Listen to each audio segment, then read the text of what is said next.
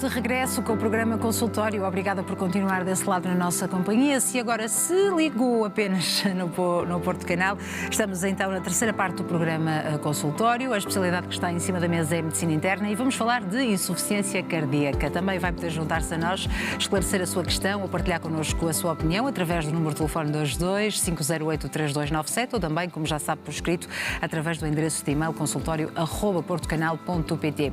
Em cada 6 portugueses com mais de 50 anos têm insuficiência cardíaca e 90% nem sequer sabe, portanto, este tema é muito importante para explorarmos aqui neste programa. É nosso convidado o Dr. Luís Carvalho, médico especialista em medicina interna, no Trofa Saúde Braga Sul, a quem agradeço a presença. Muito obrigada. Obrigado pelo convite, é um gosto de estar aqui. Muito obrigada, Sr. Doutor. Portanto, os números de facto não são animadores, não é? Nesta altura, com um registro de quase o dobro dos casos face há 2 décadas, Sr. Doutor. Que condição grave de saúde é esta, a insuficiência cardíaca? A insuficiência cardíaca é uma condição de saúde grave e crónica e que resulta do facto do coração, com o tempo e devido a algumas patologias, começar a ter alguma incapacidade em cumprir a sua normal função, que é bombear sangue para todos os órgãos e tecidos do organismo e relaxar para receber esse sangue de volta. E, portanto, isso faz com que o funcionamento do coração seja menos eficaz e a distribuição de oxigênio e nutrientes por todos os tecidos do corpo fique comprometida e de uma forma progressiva e gradual. Como disse, é extraordinariamente importante falarmos sobre a insuficiência cardíaca. Primeiro de tudo, porque não me parece que seja uma doença tão reconhecida pelos portugueses como outras doenças do foro cardiovascular. Se der um exemplo do infarto agudo de miocárdio ou acidente vascular cerebral, parece-me que estes conceitos, estas doenças em particular, são mais conhecidas da população. A insuficiência cardíaca é uma doença extraordinariamente prevalente.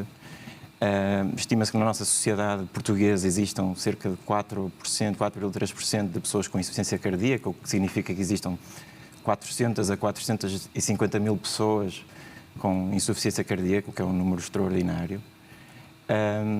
Além disso, este número terá tendência a crescer nos próximos anos e calcula-se que seja a 50% a 70% de incremento até 2030. E porquê é que isto acontece? Acontece porque, com o passar dos anos, o coração naturalmente vai enfraquecendo.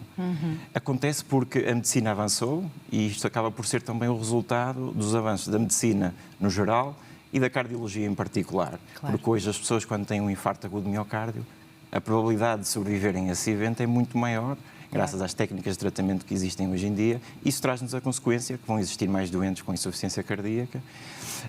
E não só as patologias agudas, mas as patologias crónicas que levam à insuficiência cardíaca também têm um tratamento mais eficaz. Portanto, as pessoas vivem mais, vivem com maior qualidade e estes fatores de risco, sendo controlados com maior eficácia, conseguem nos fazer melhorar o prognóstico dos doentes que vivem mais e, portanto, com a prevalência da insuficiência cardíaca terá tendência a aumentar. Claro. Mas estamos a falar de uma doença silenciosa numa primeira fase, Sr. Doutor?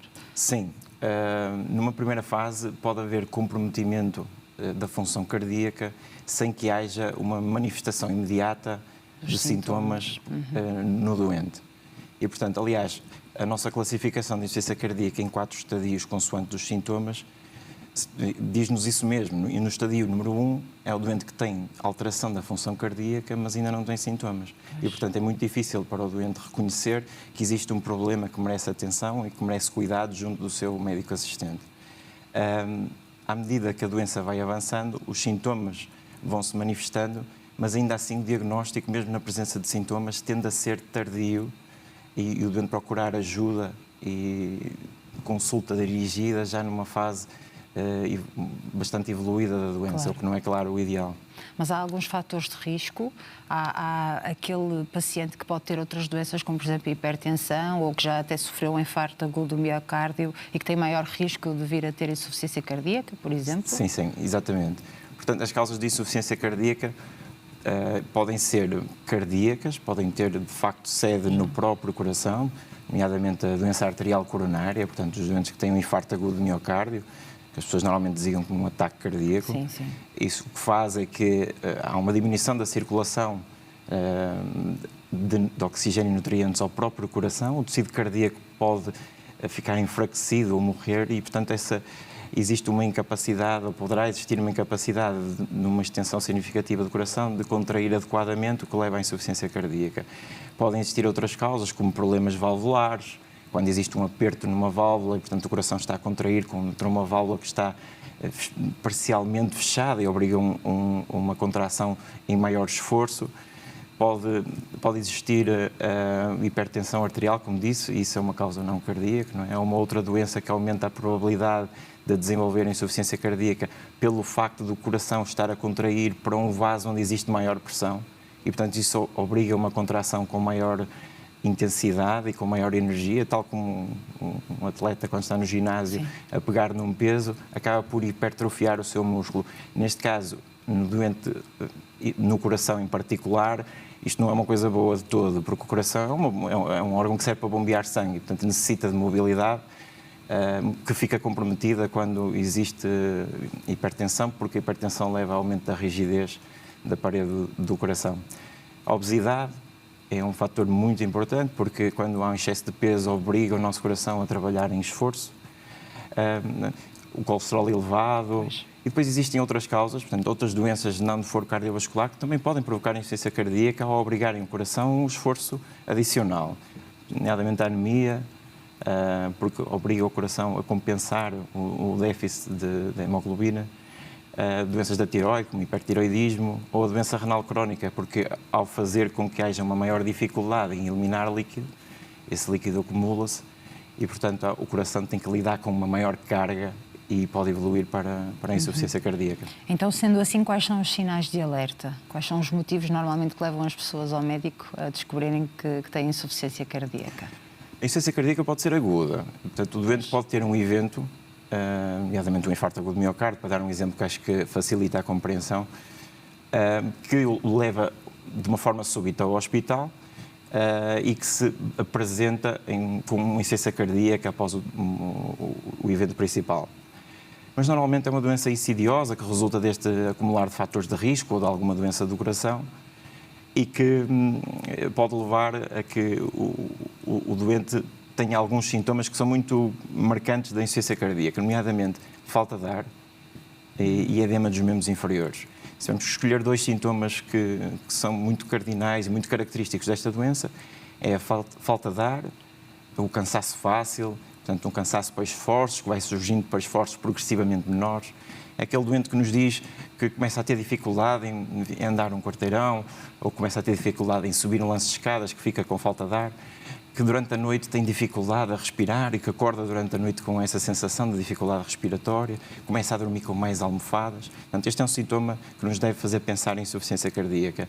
E o edema dos membros inferiores, da parede abdominal, porque quando o coração é insuficiente, há um acumular de sangue amontante, portanto, para trás, e portanto, surgem os edemas. Portanto, acumula-se líquido não só nos pulmões, que acaba por condicionar esta falta de ar, mas também a nível abdominal, pode haver um aumento do volume abdominal e, sobretudo, a nível dos membros inferiores, que é muito característico a nível maleolar, portanto, ali a nível dos tornozelos, e que são sintomas que devem alertar não só o doente, mas o médico para a potencial existência da insuficiência cardíaca.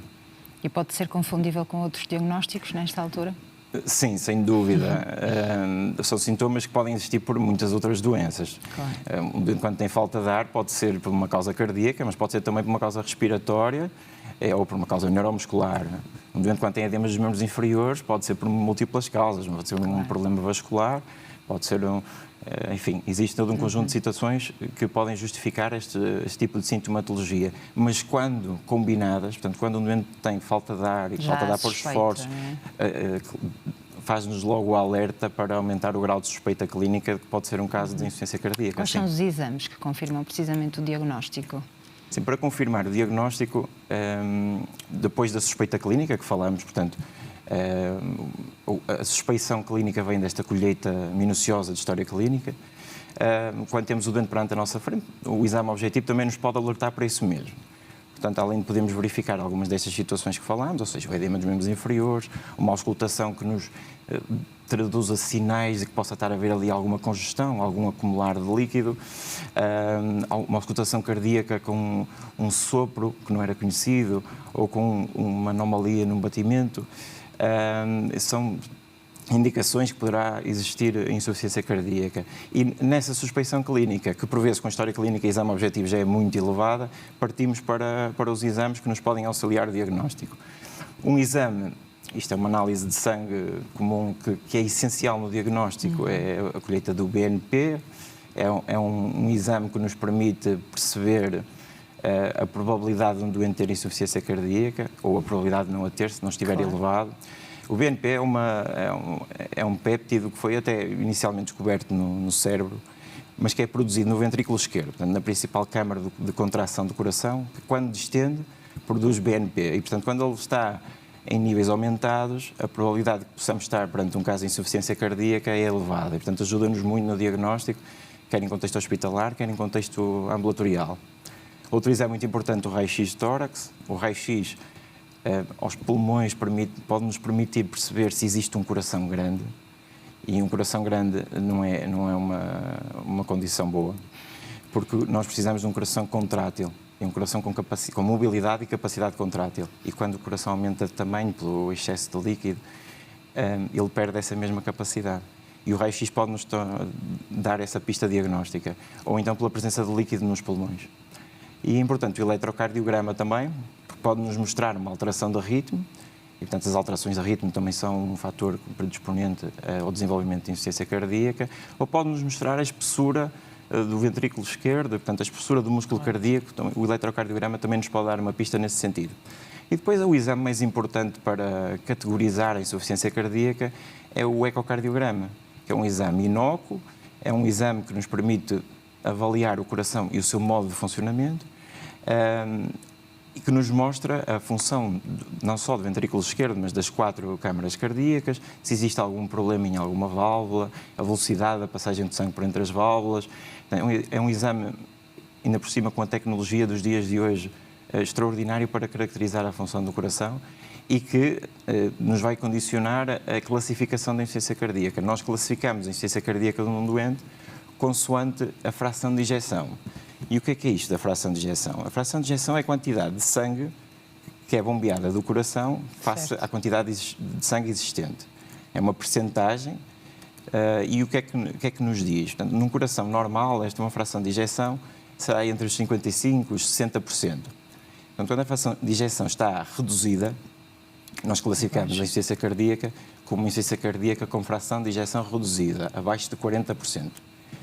Existe insuficiência cardíaca com fração de ejeção preservada, quando o coração é capaz de contrair o sangue numa quantidade que, face ao sangue existente no ventrículo, é adequada, mas o coração, nesses casos, não relaxa adequadamente, portanto, perdeu a sua capacidade de relaxamento. Isso faz com que a pressão de enchimento do coração é maior e que resulta num acúmulo de sangue. Portanto, a consequência pode ser a mesma, o doente pode ter falta de ar numa e noutra situação, sim. Mas o processo pelo qual acontece é diferente. E depois há aqui um terceiro grupo que foi introduzido recentemente, que é descrito como uma insuficiência cardíaca com fração de ejeção ligeiramente diminuída, nos doentes em que têm fração de ejeção entre 40% a 50%, porque era uma área ali um bocadinho cinzenta, mas efetivamente surgiu esse grupo, eu acho que pela necessidade de identificar estes doentes como tendo uma fração de ejeção que não é normal, um coração que não está a funcionar bem, porque de facto um doente que tem uma fração de ejeção de 42%, 43%, não está bem, o coração está claro, doente. E foi importante, nesse sentido, classificar a doença nessa percentagem de fração de ejeção. E, portanto, estes são os exames que são essenciais. Há outros depois. Pode ser feita uma ressonância cardíaca nos doentes em que é difícil fazer um ecocardiograma, em que a visualização é mais complicada. Mas numa prática clínica comum, esta é a sede e a base do diagnóstico da insuficiência cardíaca. Sr. Doutor, e deixamos estes últimos 2 minutinhos para o tratamento. Portanto, o que é que estes doentes devem e têm de fazer? O tratamento da insuficiência cardíaca nos últimos anos tem estado... Evoluiu também? Evoluiu imenso e é com muito entusiasmo que andamos todos a tentar perceber o que é que a insuficiência cardíaca nos traz de novo. Há um conjunto de fármacos que servem para tratar sintomas e usam-se em todas estas 3 classes de insuficiência cardíaca, que são os diuréticos, portanto, vão aumentar a expoliação de líquido e ajudam o doente a sentir-se melhor, mas não melhoram o prognóstico. Mas depois existem todo um conjunto de medicamentos que melhoram o prognóstico e que melhoram o prognóstico de forma significativa. São medicamentos que nós tentamos introduzir cada vez mais precocemente na doença cardíaca. Isto é uma recomendação recente. Anteriormente nós introduzíamos um e outro de uma forma progressiva e aumentávamos as doses lentamente. A recomendação atual é para iniciarmos os 4 grupos de fármacos o mais precocemente possível. Estes medicamentos são os beta-bloqueadores, são o sacubitril valsartan, são os antagonistas dos receptores de mineralocorticoides e os inibidores da CCL-T2. Nomes complicados, mas que no fundo são 4 classes de medicamento que reduz o trabalho cardíaco. Sim, claro. E, portanto, que fazem o coração ter que trabalhar menos e que, por isso, têm uma melhoria no prognóstico. Estes últimos inibidores da CCL-T2 são os mais recentes, obrigaram uma revisão das recomendações agora em 2023 para a sua introdução em todos os espectros da insuficiência cardíaca, quer para o doente em insuficiência cardíaca com fração de ejeção, como falei, sim, preservada, quer no doente em insuficiência cardíaca com diminuição da fração de ejeção. E quem tem insuficiência cardíaca grave, há o risco de ter de fazer um transplante, por exemplo? Sim. Além destes tratamentos, destes fármacos, existem ainda dispositivos. Antes do transplante, existem ainda dispositivos que podem ser o pacemaker. Portanto, quando a coração bate muito rápido, muito devagar, pode-se utilizar um pacemaker. Pode-se utilizar um cardiodesfibrilador implantável, que é semelhante a um pacemaker e, no fundo, o que vai fazer é um choque se detectar um ritmo anormal, e as pessoas que têm insuficiência cardíaca grave, como falou, têm maior probabilidade de terem paragem cardiorrespiratória. E pode-se usar um outro dispositivo que se chama um CRT, faz com que os ventrículos contraiam em simultâneo, como acontece fisiologicamente.